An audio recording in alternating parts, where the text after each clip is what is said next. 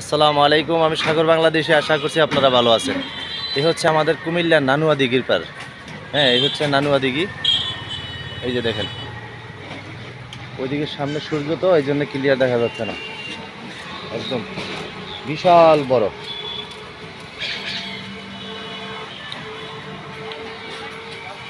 এই যে এক কোনায় হলো মেয়র সাহেবের বাড়ি, আরেক কোনায় হচ্ছে যিনি ওই আকবর হোসেন মন্ত্রী ছিল ওনার বাড়ি। এখানে বেশ বড় বড় মানুষদের বাড়ি ঘর আছে। যারা দূরের মানুষ তাদেরকে বলছি, কুমিল্লার বন্ধুরা তো সবাই জানেন,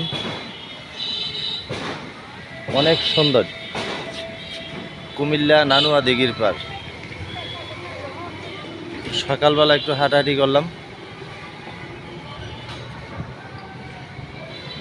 তো ঠিক আছে। কুমিল্লা নানুয়া দিঘি থেকে